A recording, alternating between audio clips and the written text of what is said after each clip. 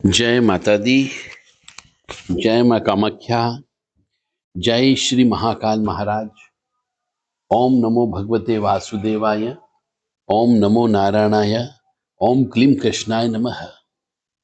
देव Radha trust Satyavani channel से आज आपको रहस्यमय ज्ञान की दुनिया में एक अध्याय और हम आपको जोड़ने जा रहे हैं। शायद किसी भी व्यक्ति ने आज तक इस टॉपिक पे आपसे चर्चा नहीं की होगी, पर चूंकि मुझे ऐसा आत्मिक ज्ञान प्राप्त हुआ कि मैं यह ज्ञान देने के लिए आपको मजबूर हुआ।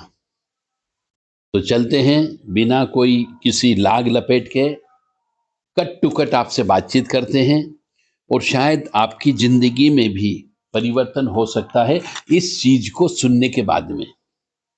यदि आप थोड़े बहुत भी आस्तिक हो तो आपके मन कर्म वचन में निश्चित तौर से कुछ छटपटाहट उत्पन्न हो सकती है। तो मां भगवती के चरणों में और परम पिता परमात्मा के चरणों में शीश झुकाते हुए आपको इस ज्ञान की गंगा में डुबोने के लिए ले चलते हैं। ओम जयंती मंगला काली भद्रकाली कपालिनी दुर्गा क्षमा शिवा धात्री स्वाहा सदा नमस्तुते। ओम सर्वमंगल मांगल्ये शिवे सर्वासादिके शरण्ये त्र्यंबके गौरी नारायणी नमस्तुते। कामाख्ये वरदे देवी नीलपर्वतवासिनी त्वं देवी जगन्माता योनि मुद्रे नमस्तुते। कामाख्ये काम संपन्ने कामेश्वरी हर प्रिय काम नाम देहि में नित्यम कामेश्वरी नमस्तुते। ओम मृत्युंजय महादेव त्राहि मां शरणागतम जन्म मृत्यु जरा व्याधि पीड़ितम कर्म बंधने। ओम हौम जूम सह ओम भूर्भुवः स्वः ओम त्र्यंबकम यजामहे सुगंधिम पुष्टिवर्धनम उर्वारुक्मी बंधनान मृत्योर्मुक्षीयमामृतात्।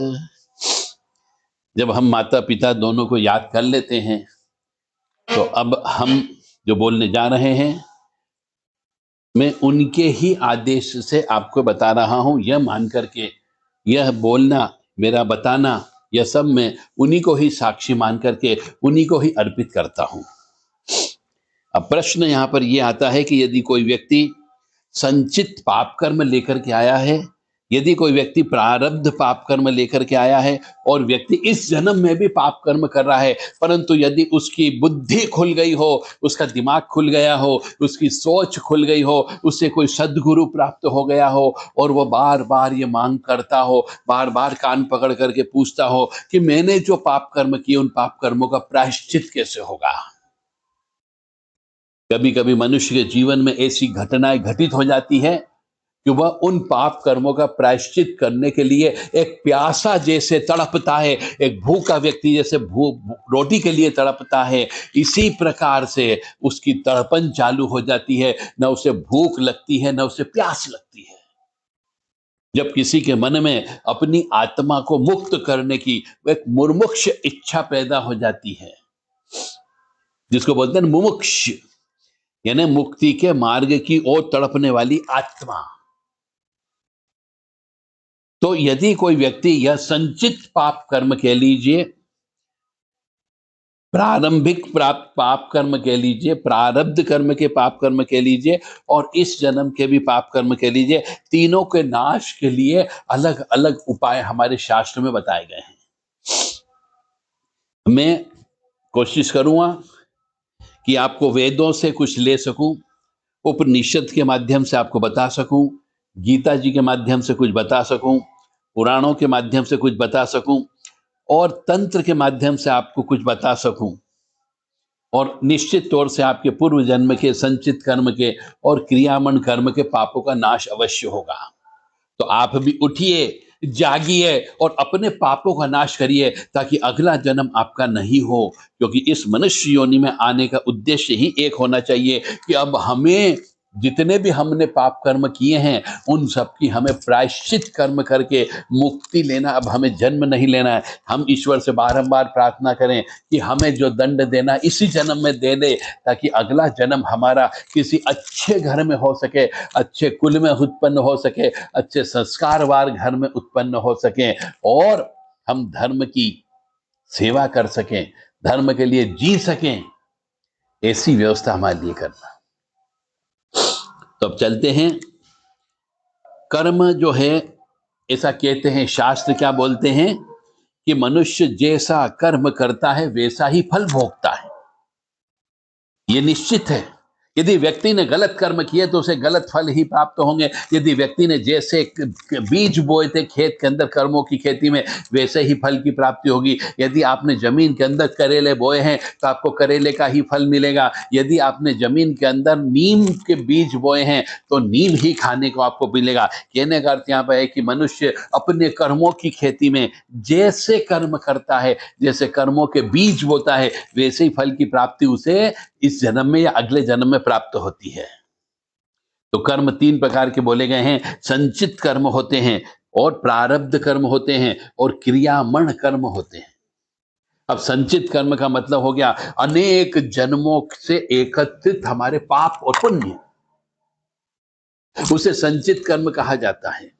और प्रारब्ध कर्म ने जो इस जन्म में भोगना निश्चित कर दिया भगवान ने, उसे प्रारब्ध कर्म कहते हैं। और क्रियामाण कर्म यानी वर्तमान में जो हम कर्म कर रहे हैं उसे क्रियामाण कर्म बोलते हैं। अब संचित कर्म के पापों का नाश कैसे करेंगे? यानी संचित कर्म का मतलब जो मैंने बता दिया कि अनेक जन्मों से एकत्र पाप और पुण्य, अब उनका भी नाश करना हमें इसी मनुष्य योनि में रह करके। तो संचित कर्म के पापों का नाश कैसे करेंगे? तो ऐसे बताया गया है शास्त्रों में, क्या बोला गया है कि इस ज्ञान के द्वारा, ज्ञान की अग्नि के माध्यम से हम संचित कर्म के पापों का नाश कर सकते हैं। अब ज्ञान की अग्नि का मतलब, ज्ञान की अग्नि संचित कर्मों के पापों को भस्म कर देती है, ऐसा शास्त्र कहता है। उपाय क्या है कि उपनिषद का पाठन करें। हमारे इसमें शास्त्र है एक उपनिषद, उसका पाठ करें, पठन करें, मनन करें, चिंतन करें, और आत्मचिंतन करना चाहिए। गुरु के उपदेश को सुने और गुरु के उपदेश का पालन करें। ब्रह्म ज्ञान की प्राप्ति करने के लिए प्रयास करें और तत्व ज्ञान की प्राप्ति करने का प्रयास करें। और यह सब कार्य सिर्फ और सिर्फ गुरु के माध्यम से ही प्राप्त होता है, और गुरु के सानिध्य में रहकर के ही यह प्राप्त किया जा सकता है। तो संचित कर्म यानी हमारे अनेक जन्मों से एकत्र पाप और पुण्य को हम संचित कर्म कहते हैं। और यदि पाप कर्म ज्यादा है तो मनुष्य को कष्ट की प्राप्ति होती है, और उन कष्टों को खत्म करने के लिए उपनिषद का पाठ करना चाहिए, आत्मचिंतन करना चाहिए, ब्रह्म ज्ञान की प्राप्ति करना चाहिए, तत्व ज्ञान की प्राप्ति करना चाहिए। जय माता दी, जय मां कामाख्या। पापों का प्रायश्चित। अब हमने एक पाप का प्रायश्चित आपको बता दिया कि संचित कर्म को नाश करने के लिए ज्ञान की अग्नि में उन पापों का नाश करो, यानी ज्ञान को प्राप्त करना है। अब ज्ञान प्राप्त करने के लिए उपनिषद का पाठ करो, खुद पढ़ो, आत्मचिंतन करो। जो हमने पढ़ा है वो हमने अपनी जिंदगी में प्रयोग किया है या नहीं किया है। गुरु के उपदेश का पालन करो और ब्रह्म ज्ञान की प्राप्ति करने का प्रयास करें, और तत्व ज्ञान का प्राप्त करने के प्रयास करें। इसके लिए अच्छे अच्छे हमारे जो ग्रंथ है उन ग्रंथों का पाठ करना पड़ता है। दूसरा होता है हरे राम राम राम हरे हरे, हरे कृष्ण कृष्ण कृष्ण हरे हरे। इस महामंत्र का जप करना होता है। तो कलयुग में नाम लेने मात्र से पापों का नाश हो जाता है। तो यह मंत्र भी मनुष्य को रोजाना 1 घंटा कम से कम जप करना चाहिए अपने पापों का नाश करने के लिए। चाहे वो ब्रह्म मुहूर्त में उठ करके करे तो और ज्यादा फायदा होगा। कम सोना चाहिए यदि पापों का नाश करना हो तो, ताकि बुरे स्वप्न नहीं आए। एक मनुष्य को जब उसे समझ में आ जाता है तो उसे नींद नहीं आना चाहिए अपने पापों की वजह से। तो उसे पापों का नाश करने के लिए कम से कम 4 या 5 घंटे से ज्यादा नहीं सोना चाहिए। और अपनी नींद को खराब करें, यानी कि 4-5 घंटे की नींद लेकर के हम ईश्वर भक्ति में पापों का नाश करने के लिए लीन होना पड़ेगा, समर्पण करना पड़ेगा। तो पापों का नाश करने के लिए कलयुग में हरे राम राम राम हरे हरे, हरे कृष्ण कृष्ण कृष्ण हरे हरे, इस मंत्र का जाप करना चाहिए। हरि नाम संकीर्तन करना चाहिए, तो हरि नाम संकीर्तन यानी कि राम राम राम राम राम राम राम राम राम श्री राम राम राम। पाप कट दुख मीट लेत राम नाम, भव समुद्र सुखद नाम एक राम नाम। तो इस प्रकार के बार बार राम राम शब्द का जप करने से आपके पापों का नाश उसी क्षण हो जाता है। इसलिए कहते हैं पुराने जमाने में भी कि 2 बार राम राम शब्द को बोला जाता था। और पापों का नाश करने के लिए हरे कृष्ण मंत्र जो है 16 अक्षरों का, उसका भी जप करना चाहिए, इससे भी पापों का नाश हो जाता है। ओम नमः शिवाय, ओम नमः शिवाय, ओम नमः शिवाय 1 घंटे आधे घंटे तक ओम नमः शिवाय मंत्र का भी जप करने से पूर्व जन्म के और संचित कर्मों के पापों का नाश होता है। और राम नाम की महिमा तो अपरंपार है ही। ऐसा भी कहा जाता है कि जो व्यक्ति पापी होता है उसे अपने शरीर को तपाना चाहिए, अपनी आत्मा को तपाना चाहिए, उसे तप करना चाहिए, यानी व्रत उपवास रखना चाहिए। यदि मनुष्य 2 समय भोजन करता है तो अपने आप को तपाने के लिए उसे 1 समय पे ही भोजन करना चाहिए। और पापों का नाश करने का तीसरा तरीका होता है अपने हाथ से, अपने मेहनत के कमाए गए धन से दान देना चाहिए, तो वो धन भी शुद्ध होता है और पापों का नाश भी होता है। तो पूर्व जन्म कृत संचित पाप कर्म, प्रारब्ध पाप कर्म, इन सबको नाश करने के लिए तपना चाहिए। इसीलिए हर धर्म में, चाहे वो हिंदू हो, मुस्लिम हो, सिख हो, ईसाई हो, हर धर्म में भूखे रहने का कुछ जगह नियम बनाया गया है। कुछ 1-1 महीने तक, जैन धर्म में भी 1 माह तक भूखे रहते हैं। मुस्लिम लोग भी पानी भी नहीं पीते हैं उनके जब रोजा चलते हैं। तो ऐसे ही हिंदू सनातन धर्म में भी निर्जला एकादशी रखी गई है। दोनों नवरात्रि आती, नवरात्रि में भी आप भूखे रह करके माँ की सेवा करके, भक्ति करके शक्ति प्राप्त कर सकते हो और अपने पापों का नाश कर सकते हो। और जितने भी व्रत त्योहार हिंदू सनातन धर्म में बनाए गए हैं, वो इसीलिए बनाए गए हैं कि आप अपने पापों का नाश करो इन व्रत उपवास को करके। पर बहुत से व्यक्ति इन व्रत उपवास को ढकोसला बोलते हैं और फिर वो बाद में कष्ट भी भोगते हैं। तो जिनको ज्ञान है, यदि पापों का नाश करना चाहते हो, सुखी रहना चाहते हो, तो तप करना बोलते। इसी को तप करना कहते हैं कि हम अपने शरीर को तपा रहे हैं, हम अपनी आत्मा को तपा रहे हैं। और जितनी आत्मा को तपाओगे उतना आपकी आत्मा कुंदन बनेगी, यानी सोना बनती है। और जितनी शुद्ध हो जाता है सोना, उतना चमकदार होता है। और सोना हमेशा, सोने में कभी खोट नहीं आ सकती। इसीलिए आत्मा की शुद्धिकरण करते रहना चाहिए ताकि अपने इस आत्मा के ऊपर मलिनता ना आ जाए।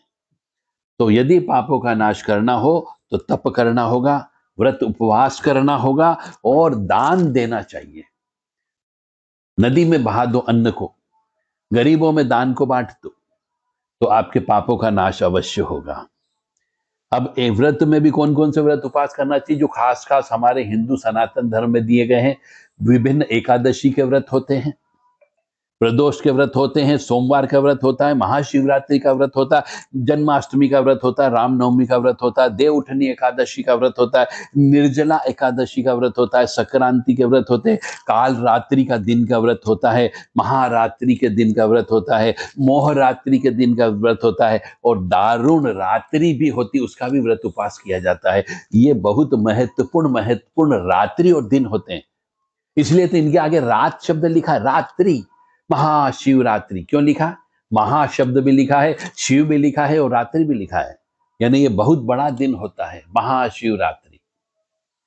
इसीलिए इस दिन रात भर जगा जाता है और भजन कीर्तन करते हैं, मनुष्य भूखे रह करके पापों का नाश करता है, इसलिए महाशिवरात्रि बहुत बड़ा दिन होता है। इसी प्रकार से जन्माष्टमी का दिन होता है, इसमें भी रात भर जगा जाता है। और महारात्रि, मोहरात्रि, ये मोहरात्रि क्या है? ये मोहरात्रि यानी हम अपने मोह को खत्म करते हैं। मोह के द्वारा हमने यदि कोई पाप कर्म किया हुआ है, संचित कर्म है, प्रारब्ध कर्म है, उनका नाश होता है। तो होली की रात को जगना चाहिए, कृष्ण जन्माष्टमी की रात को जगना चाहिए, शिवरात्रि के दिन जगना चाहिए, इसलिए ये महारात्रियां कहा गई। और हमारे यहाँ पे नवरात्रि शब्द भी प्रयोग हुआ है। ये पापों का नाश करने के लिए रातों को जगना चाहिए, सोना नहीं चाहिए। जो सोता है उसके पापों का नाश नहीं होता है। तो नवरात्रि शब्द लिखा हुआ हर शास्त्र में, कहीं पर भी 9 दिन शब्द नहीं लिखा हुआ है। तो 9 दिन का मतलब क्या? 9 दिन। और नवरात्रि का मतलब 9 रात। तो मनुष्य को रात्रि रात्रि को जप तप करना चाहिए, तब अपने पापों का नाश होगा। तो यदि मनुष्य अपने संचित कर्म, प्रारब्ध कर्म और क्रियामण कर्म का पापों का नाश करना चाहता है, जिससे कि सुख समृद्धि शांति हो सकती है, तो उसे नवरात्रि के व्रत उपास करके 9 रात को जगना चाहिए। दिन में जरूर सो सकता है। और यह शक्ति संचय का समय होता है नवरात्रि। तो पापों का नाश करने का तरीका हम आपको बताते जा रहे हैं। जो भी व्यक्ति चाहे कर सकता है और अपने आप को जिंदगी भर सुखी रख सकता है। अब हम आते हैं अगली। अन्न दान करना चाहिए मनुष्य को, यानी पाप को दान के माध्यम से बहा देना चाहिए। या तो पानी में बहा दो अन्न को उतार करके, तो पाप आपका बह जाएगा। या फिर पाप को जमीन में गाड़ सकते हो, तो पाप जमीन में चला जाएगा, भूमि माता ले लेगी इसको। या फिर पापों को दरिद्र नारायण मनुष्यों के अंदर आप वितरित कर सकते हो, तो दरिद्र नारायण के पास आपका पाप चला जाएगा, क्योंकि वो तो दरिद्री है ही पहले से ही। पापी मनुष्य तो है ही, इसलिए दरिद्री बने, भिखारी बने हैं। तो उनके बाद थोड़ा सा पाप यदि अपना भी बढ़ जाएगा तो कोई फर्क नहीं पड़ेगा। क्योंकि ऐसे भी यदि हम शास्त्र की बात करें, तो शास्त्र में क्या लिखा हुआ है कि इंद्र के द्वारा भी एक पाप कर्म कर दिया गया था, ब्रह्म हत्या का पाप। अब ब्रह्म हत्या बहुत बड़ा पाप होता है। तो उनने भी क्या किया, इंद्र ने कहा मैं अपने ऊपर पाप नहीं लूंगा, तो पापों का मुझे प्रायश्चित करना होगा, मुझे कष्ट की प्राप्ति होगी, मेरी गद्दी जा सकती है, तो मेरे को भी पापों का प्रायश्चित करने का उपाय बता दिया जाए। तो श्री ब्रह्मा जी ने पापों का प्रायश्चित बोला कि तुम अपने पाप को बांट दो। तो इंद्र ने भी पाप को बांटा। तो पहला पाप भूमि माता को दे दिया कि तुम्हारे ऊपर जितने भी वृक्ष होंगे, पेड़ होंगे, वृद्ध होंगे, पहाड़ होंगे, ये सब टूटेंगे फूटेंगे और वापस तुम इनको बनाओगी। तो वृक्षों को यदि काट दिया जाए तो वृक्ष वापस उगाता है।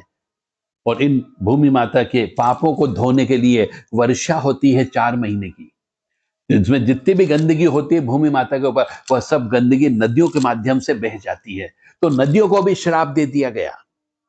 एक भाग भूमि को दे दिया गया, एक भाग नदी को दिया गया कि तुम भी 4 महीने रजस्वला से रहोगी। तो जब पूरी वर्षा का कार्यक्रम चालू होता है, चौमासा जिसको बोलते हैं, जिसके अंदर श्री हरि विष्णु पाताल लोक में चले जाते हैं, शयन करने के लिए चले जाते हैं, तो वो 4 महीने कहलाते हैं। इन 4 महीनों में नदी में स्नान नहीं किया जाता, क्योंकि वह भी रजस्वला से होती है। रजस्वला का मतलब वो उस समय पे 4 महीने नदियों का जल भयंकर गंदा होता है, अछूत होता है, एक तरीके से ये कह लीजिए। क्योंकि भूमि के अंदर जितने भी व्यक्ति गंदगी करता है, मल मूत्र, शहरों की, गांव की, जंगल की सभी चीजें बह करके पानी के माध्यम से नदी में चली जाती है। नदी नाले सब एक जैसे हो जाते हैं, इसलिए उस समय पे नदियों में स्नान नहीं किया जाता है। तो ये भूमि माता को एक पाप दे दिया, एक पाप बांट दिया नदियों को, एक पाप बांट दिया स्त्रियों को दे दिया गया कि स्त्री भी 3 दिन के लिए रजस्वला होंगी और वो उनके द्वारा किए गए पाप का भागी बनेगी। तो इंद्र ने जो पाप किया, उस पाप को स्त्रियों को भी दे दिया, जिसकी वजह से स्त्रियां आज भी रजस्वला से होती है, मासिक धर्म से होती है, और उस समय भी उनको अछूत माना जाता है। पर आजकल के जमाने में नहीं मानते अछूत, तो वो पाप की भागी बनती है और अपने परिवार के ऊपर भी पाप चढ़ा देती है। तो ये रजस्वला स्त्री जो होती है, इसको अछूतता इसलिए माना जाता है कि वह उस समय पे 3 दिन के लिए जब उसका खून निकलता है तो वह पापिनी स्त्री कहलाती है। तो मैंने तीनों चीज को आपके सामने डिफाइन कर दिया कि पाप को हमेशा बांटना चाहिए, या पाप को बहा देना चाहिए, या पाप को जमीन में गाड़ देना चाहिए। तो रजस्वला का जो खून होता है, उसे भी मनुष्य महिलाओं को उसके जो कपड़ा होता है उसको जमीन के अंदर गाड़ देना चाहिए, या फिर आग के हवाले कर देना चाहिए। क्योंकि वो कपड़ा भी, जिसका पैर उस कपड़े के ऊपर रखा जाएगा वो व्यक्ति भी अछूत हो जाता है, उसके ऊपर अशुद्धता आ जाती है, उसके ऊपर प्रेत बाधा लगने की संभावना ज्यादा बढ़ जाती है। समझने वाले समझ रहे हैं। तो पापों का नाश करना हो तो आपको इन नियमों का पालन तो आपको करना ही करना होगा, अन्यथा जिंदगी में कष्ट की प्राप्ति तो होगी।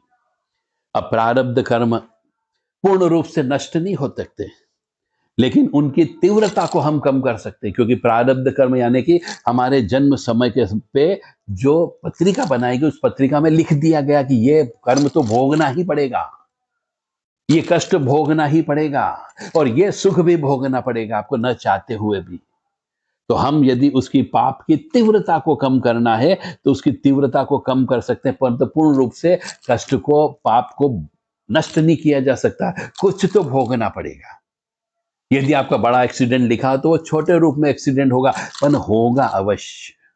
तो आप पुण्य करें तो उसको, उसकी पोटेंसी, उसकी पावर, उसकी तीव्रता को कम की जा सकती है, यानी कि उस प्रारब्ध कर्म के, पाप कर्मों को सहन करने योग्य बनाया जा सकता है। और इसको करने के लिए भक्ति मार्ग में जाना होगा आपको। यदि मनुष्य भक्ति मार्ग में चला गया तो प्रारब्ध कर्म के, पाप कर्मों को कम भोगना पड़ता है। तो भक्ति मार्ग का मतलब हो गया यहाँ पर ईश्वर को, अपने आप को ईश्वर को अर्पित कर दो कि हे ईश्वर, अब मैं तुम्हारा हूं और तुम हमारे हो। अब इसका मतलब यहाँ पे होता है, ईश्वर को अर्पित करने का मतलब होता है हमारे अंदर, हर मनुष्य के अंदर अहम की भावना होती है, अहंकार होता है, उस अहंकार को जलाना पड़ता है। अब अहंकार को कैसे जलाया जाए, अहंकार को कैसे त्याग किया जाए, यानी कि अपनी नाक कटवा करके चलना चाहिए, बस उसे अहंकार बोलते हैं। तो मनुष्य के सामने हम इसीलिए सिर झुकाते हैं कि हमारी नाक ईश्वर के सामने रगड़ना चाहिए।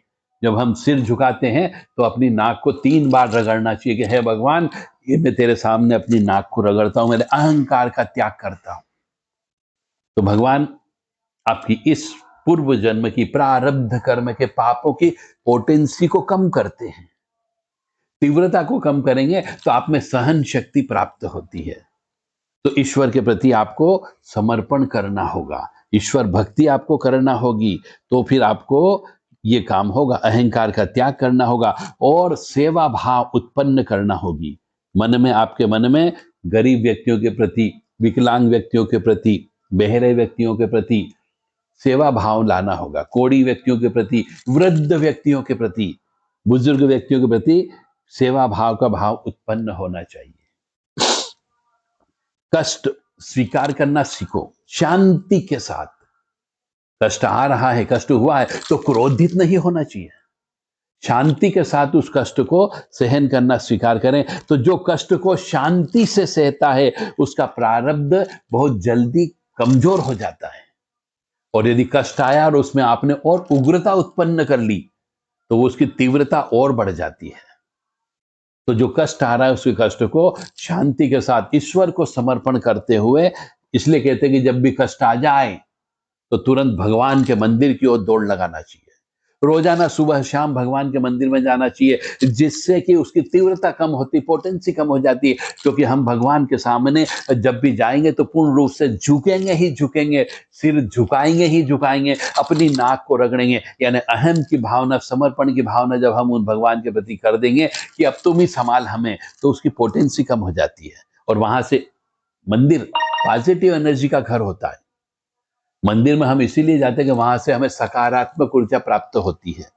तो मंदिर से सकारात्मक ऊर्जा लेकर के आए और पाप को वहां पर छोड़ करके आए, पाप को निश्चित तौर से सहन करने की क्षमता प्राप्त होगी और पाप का जल्दी से जल्दी क्षीण हो जाता है।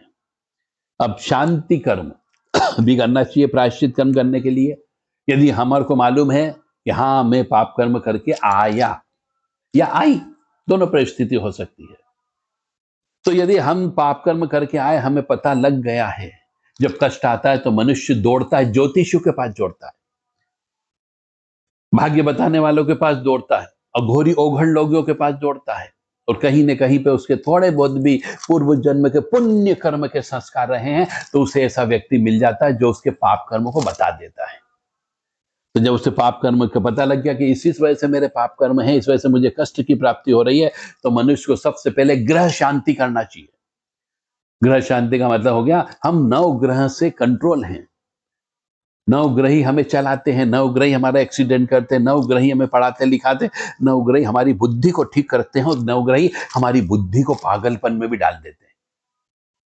तो सबसे पहले ग्रह शांति करना चाहिए। तो हर मनुष्य को यदि पापों का क्षय करना हो तो हर 2-3 महीने में नवग्रह शांति का हवन करते रहना चाहिए, नवग्रह के जप करते रहना चाहिए। अब नवग्रह की शांति करने के भी तरीके होते हैं कि नवग्रह के अलग अलग ग्रह के मंत्र होते हैं, उनका जप करें और हवन करें, या फिर एक मंत्र हमेशा बोलते रहो, रोजाना एक मंत्र बोलते रहो, ओम ब्रह्मा मुरारी त्रिपुरांतकारी भानु शशि भूमि सुतो बुधश्य गुरुश्च शुक्र शनि राहु केतवे सर्वे ग्रह शांति करा भवन्तु। इस मंत्र में 4 लाइन का है, सभी नवग्रह के नाम आगे और शांति करा भवन्तु यानी शांति करने का यह ब्रह्मास्त्र मंत्र है। रोजाना इस मंत्र को आधे घंटे कम से कम जप करना चाहिए, इससे भी नवग्रह की शांति होती है। तो सबसे पहले यदि हम शांति कर्म करना चाह रहे हैं ग्रहों की, क्योंकि ग्रहों के माध्यम से हमें मार पड़ती है, तो ग्रहों की शांति करें तो ग्रहों का ये मंत्र अवश्य बोलना चाहिए और 7 प्रकार का अनाज लाकर के उस अनाज से हवन करना चाहिए। फिर हमारे पापों को धोने के लिए हमें तीर्थ स्थान पे जाना चाहिए, जहां पर उस स्थान में पॉजिटिव एनर्जी का वास होता है। तीर्थ हमारे हिंदू सनातन धर्म में इसीलिए बनाए गए हैं कि तीर्थों पे जाओ, वहां जाकर के पूजन अर्चन करो, नंगे पैर रहो वहां पर, और वहां पर दान धर्म करो। वहां पे यदि कोई नदी बहती हो तो नदी में स्नान करो ताकि पापों का नाश हो, पाप बह जाएंगे आपके। तीर्थ में जाने से पापों का नाश होता है, इसीलिए हमारे यहाँ भारतवर्ष में सभी तीर्थों में भीड़ होती है। क्या जितने जाने वाले हैं वो सब क्या पागल हैं? वो पागल नहीं, वो अपने पापों का नाश कर रहे हैं, इसलिए तीर्थ में जाते हैं। तो हर मनुष्य को जैसे तैसे कैसे भी हो, आसपास के जो तीर्थ होते हैं, बड़ी पहाड़ी वाले तीर्थ हो गए माता जी के, या फिर ज्योतिर्लिंग के तीर्थ हो गए, वहां पे अवश्य जाना चाहिए। या फिर कोई ऐसा मंदिर मठ हो जो सिद्ध हो, जागृत हो, ऐसी जगह जाना चाहिए जो तीर्थ की श्रेणी के अंतर्गत आता है, तो वहां जाने से पापों का नाश अवश्य होगा। अब तीर्थ स्थान पे गए तो वहां पर हर जगह हर तीर्थ में पितरों के नाम से तर्पण करना चाहिए, क्योंकि नदी होती है, तालाब होता है। तो जहां नदी तालाब होता है, स्नान करने के बाद में पितरों को तर्पण करो कि लो पित्र, यदि आप किसी प्रकार से हमारे पर क्रोध कर रहे हो तो हम आपको पापों का नाश कर रहे हैं, तो पापों का नाश कर देना चाहिए। ग्रह शांति हो गई, तीर्थ में स्नान हो गया और पितरों का तर्पण हो गया, जिससे प्रारब्ध कर्म के द्वारा हमें जो पाप का फल भोगना पड़ता है, मस्तिष्क रोग भोगना पड़ सकता है, एक्सीडेंट के योग का भोगना पड़ सकता है, या फिर हमारी विद्या में रुकावटें उत्पन्न हो सकती है, धन कमाने में उत्पन्न हो सकती है, हम रोगिणी भी हो सकते हैं, या फिर घर में दरिद्रता हो सकती है, घर में क्लेश अशांति भी इस पाप कर्मों की वजह से ही होती है। तो तीर्थ यात्रा में जाकर के दान धर्म करके पाप को बांटना चाहिए, नदी में स्नान करके पाप को बहा देना चाहिए, इसलिए तीर्थ स्थान में जाया जाता है। तो अब आपके लिए एक और चीज आ गई कि ग्रह शांति करें, तीर्थ स्नान करें, पितरों का तर्पण करें, इससे प्रारब्ध कर्म की तीव्रता घटती है। और तीर्थ स्थान पर जाने के बाद में महामृत्युंजय के जप अवश्य करना चाहिए, क्योंकि महामृत्युंजय मंत्र भी पापों का नाश करता है। तो मनुष्य को रोजाना 10 मिनट, 15 मिनट, आधा घंटा महामृत्युंजय मंत्र अवश्य जप करना चाहिए, इससे भी पापों का नाश होता है। और जब पापों का नाश हो जाता है तो आपको कष्ट की प्राप्ति होगी ही नहीं, आप सुखमय जीवन व्यतीत करोगे, आनंदमय जीवन व्यतीत करोगे, धन की कमी नहीं होगी, लक्ष्मी की कृपा होगी। और लक्ष्मी का जब कृपा होती है तो सबसे पहले लक्ष्मी का एक पुत्र है, लक्ष्मी के ऐसे 18 पुत्र हैं, उसमें से एक पुत्र जिसका नाम आनंद है, वह सबसे पहले घर में आता है। और जब आनंद नाम की चीज घर में आ जाती है तो लक्ष्मी जी अपने पुत्र से मिलने के लिए अवश्य आती है, और उस जगह धन की कमी कभी नहीं होती है। इसलिए कहते हैं घर में क्लेश नहीं होना चाहिए, घर में अशांति नहीं होना चाहिए। अशांति और क्लेश होगा तो आनंद जो लक्ष्मी का पुत्र है वह घर पे नहीं आता है, और जब पुत्र नहीं होगा तो लक्ष्मी जी भी क्यों आएगी? जहां अशांति होगी वहां लक्ष्मी जी नहीं होती है, वहां पे क्लेशा और दरिद्र नाम की देवी होती है जहां अशांति होती है। तो दरिद्रता आ जाएगी तो आनंद नहीं आता है। तो इसलिए घर के अंदर महामृत्युंजय मंत्र भी जप करते रहना चाहिए। ओम मृत्युंजय महादेव त्राहि मां शरणागतम जन्म मृत्यु जरा व्याधि पीड़ितम कर्म बंधने, ये मंत्र अवश्य जप करना चाहिए। अगर ये नहीं कर सकते हो तो ओम हम जूम सह ओम भूर्भुवः स्वः ओम त्र्यंबकम यजामहे सुगंधिम पुष्टिवर्धनम उर्वारुक्मी बंधनान मृत्योर्मुक्षीयमामृतात् ओम स्वः भुवः भू ओम सह जूम होम ओम।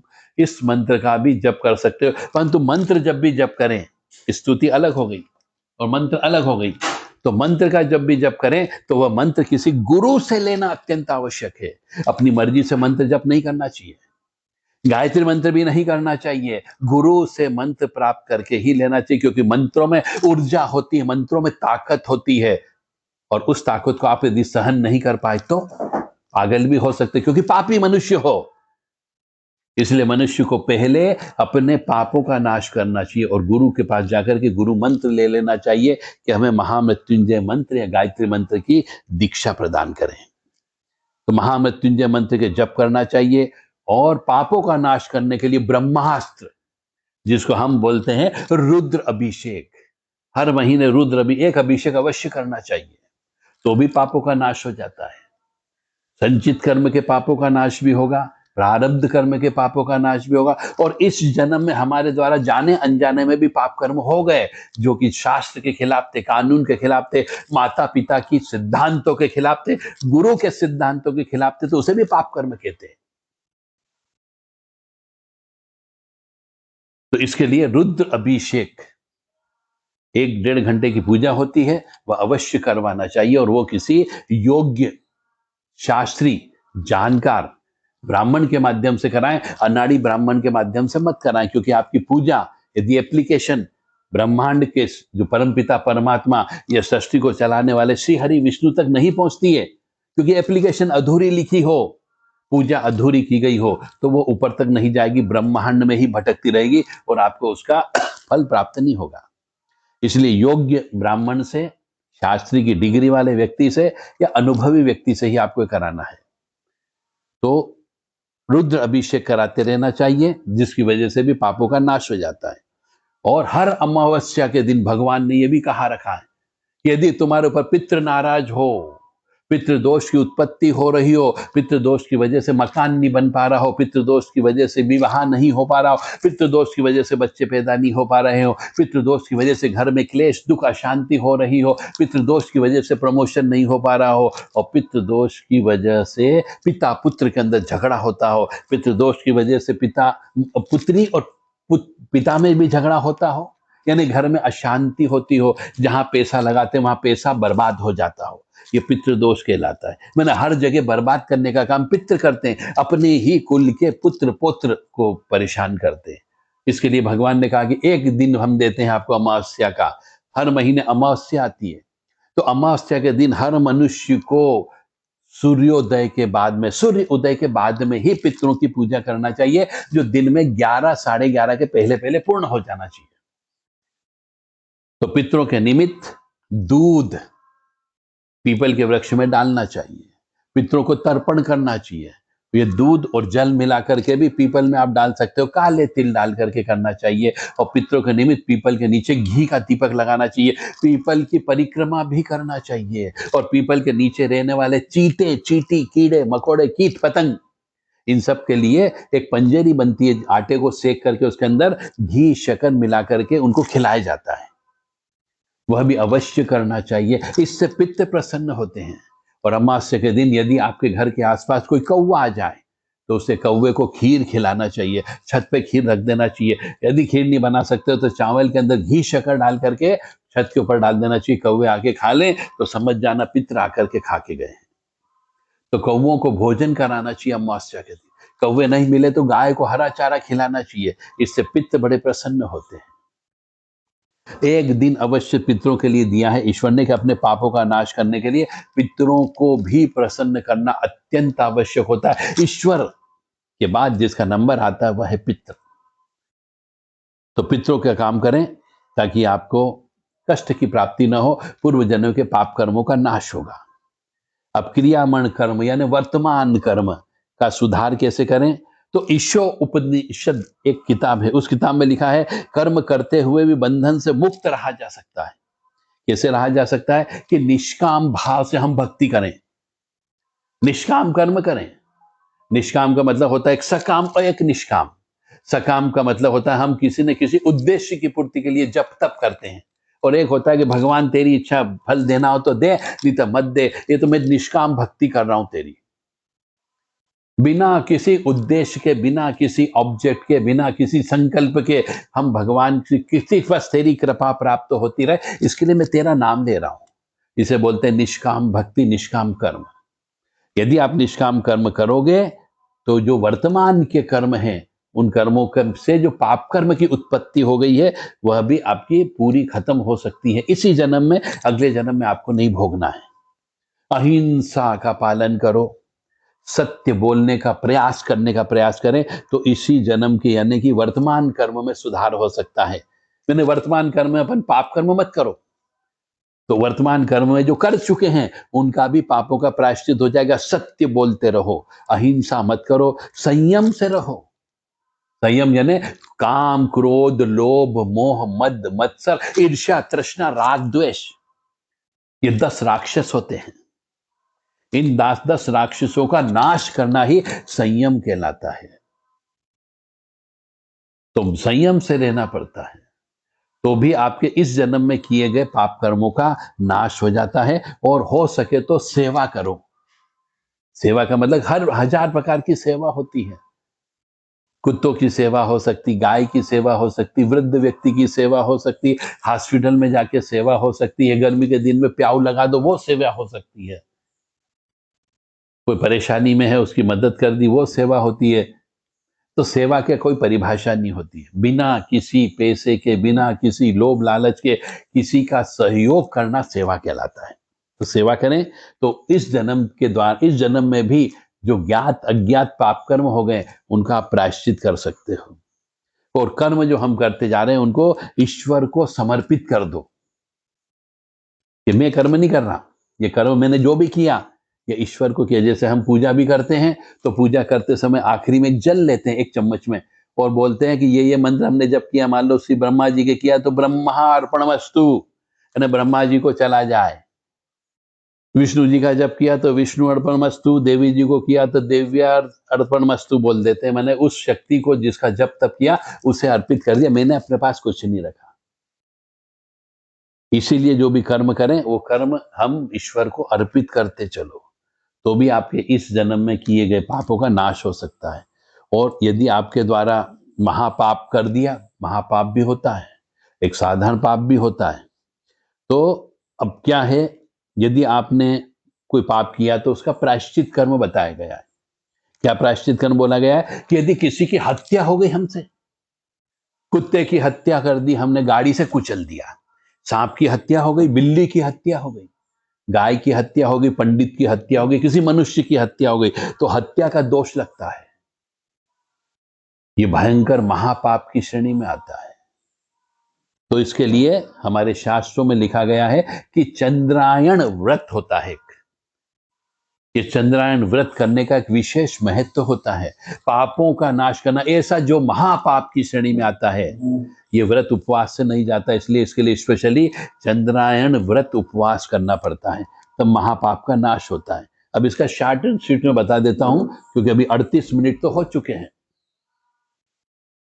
आगे और भी बहुत सारी चीजें हैं पापों का नाश करने के लिए। तो चंद्रायण व्रत का मतलब होता है मनुष्य को जितने 15 दिन हमारे एक पक्ष के होते हैं, कृष्ण पक्ष, और 15 दिन शुक्ल पक्ष के होते हैं, तो एक पक्ष से चालू करना पड़ता है शुरू शुरू में कि हम पहले दिन 15 गस्सा भोजन करेंगे, 15 ग्रास खाएंगे, दूसरे दिन 14 ग्रास खाएंगे, फिर अगले दिन 13 ग्रास खाएंगे, फिर 12 ग्रास खाएंगे, फिर 10, ऐसे एक एक करते हुए आखिरी दिन 1 ग्रास खा करके बस पेट भर लिया जाता है, और फिर एक एक ग्रास करके फिर बढ़ाया जाता है। इस तरीके से इसको 1 माह तक इसका व्रत उपवास किया जाता है, बाकी बीच में कुछ भी खाना पीना नहीं है। इसे चंद्रायण व्रत कहते हैं। तो ये बड़ा टफ होता है, इससे महापापों का नाश होता है। यदि कोई हत्या का दोष हो गया तो उसका नाश हो जाएगा।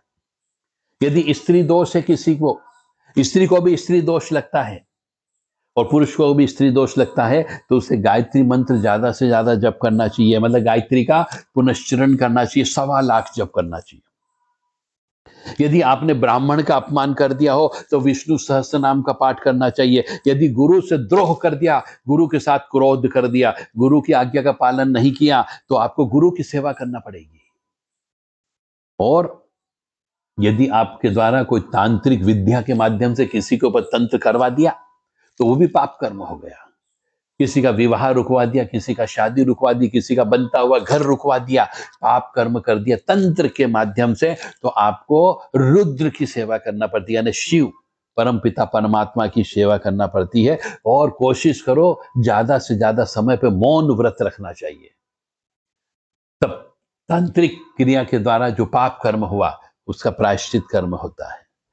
तो तांत्रिक और वैदिक जो उच्च किस्म का प्रभाव डालते हैं, ओम नमः शिवाय मंत्र का जप ज्यादा से ज्यादा करना चाहिए पापों का नाश करने के लिए। ओम त्र्यंबकम यजामहे सुगंधिम पुष्टिवर्धनम उर्वारुकमिव बंधनान मृत्योर्मुक्षीयमामृतात्। इस मंत्र का भी जप करके अपने पापों का नाश कर सकते हो। और वैष्णव लोग जो होते हैं, वैष्णव यानी जो लहसुन प्याज नहीं खाते, जो बलि नहीं देते, जो सात्विक रहते हैं, जो सत्य धर्म अहिंसा का पालन करते हैं, उसे वैष्णव बोलते हैं। उन व्यक्तियों को हरे राम राम राम हरे हरे, हरे कृष्ण कृष्ण कृष्ण हरे हरे, इस मंत्र का जो 16 अक्षरों का बना हुआ, इसे महामंत्र कहते हैं। इसका जप करना चाहिए तो पापों का नाश होता है। ओम नमो नारायण, ये मंत्र का भी जप करना चाहिए जो वैष्णव पंथ को मानते हैं। और शाक्त यानी जो देवी भगत होता है, यदि उसके द्वारा भी पाप कर्म कर दिया गया तो उसे ओम ऐम ह्रीम क्लीम चामुंडा विचे, इस मंत्र का जप करना चाहिए।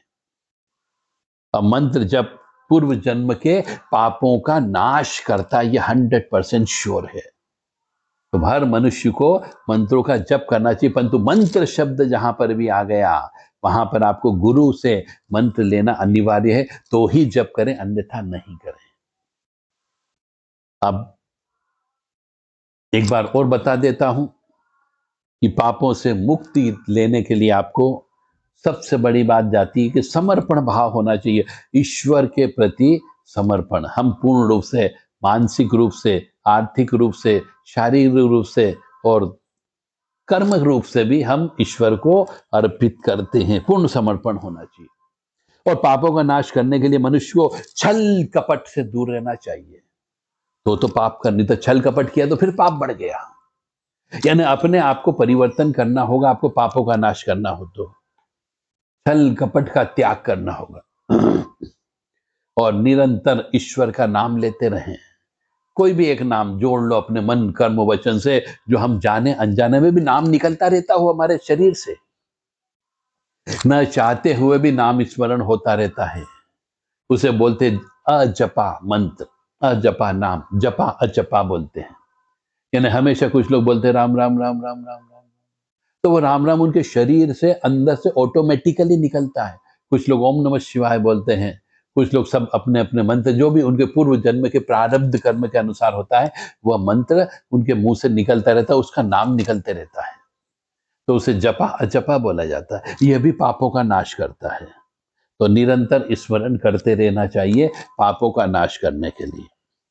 तब क्या हो गया, कर्म का नाश करने के लिए, संचित कर्म का नाश करने के लिए ज्ञान यज्ञ करना चाहिए, जप करना चाहिए, तप करना चाहिए। प्रारब्ध कर्मों को नाश करने के लिए भक्ति करना चाहिए और शांति यज्ञ करना चाहिए।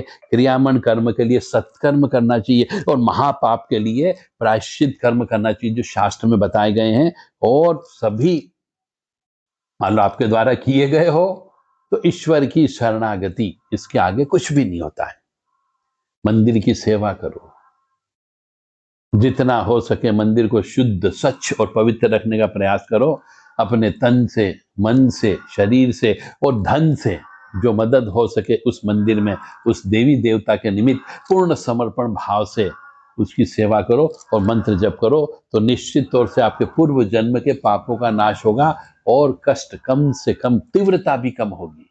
कुछ तो भोगना पड़ेगा, क्योंकि कुछ का आर्डर तो ग्रहों को भी है कि भैया कितना ही तुम्हारी पूजा पाठ कर ले, कितना ही जप तप कर ले, कितना ही दान दे दे, यदि तुमको 5 थप्पड़ मारना है तो 4 थप्पड़ तो कम कर देगा, एक तो सहन करना ही करना पड़ेगी, क्योंकि उसे भी ऊपर वाले को जवाब देना कि मैंने अपना कर्म पूरा किया। रिश्वत खाली इसका मतलब नहीं कि हम पूरा रूप से छोड़ देंगे।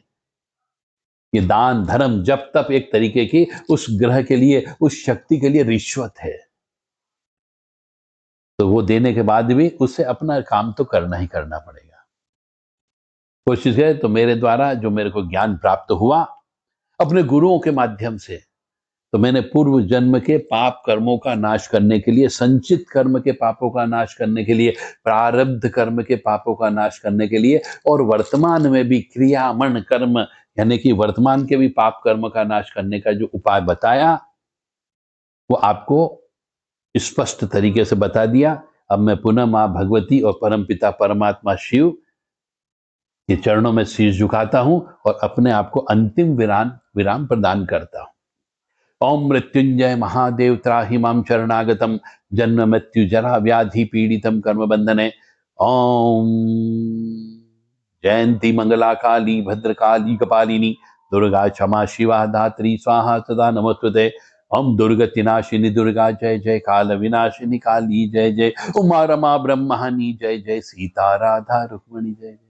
ओम नमो भगवते वासुदेवाय, ओम क्लीं कृष्णाय नमः, ओम नमो नारायणाय। जय माता दी। माँ भगवती जगत जननी आद्य शक्ति भवानी आह्लादिनी शक्ति कष्ट निवारिणी दुख निवारिणी महिषासुर मर्दिनी चंड मुंड नाशिनी सिंह वाहिनी क्लेश नाशिनी पाप नाशिनी दुरितापहारिणी शत्रु संघ विदारिणी आप सबको सुखी रखे, स्वस्थ रखे, प्रसन्न रखे, यश दे, कीर्ति दे और मान सम्मान दे, और सबसे बड़ी बात है सद्बुद्धि प्रदान करें कि आप अपने पापों का नाश कर सके और इसमें जितना हो सके दान धर्म कर सके। जय माता दी।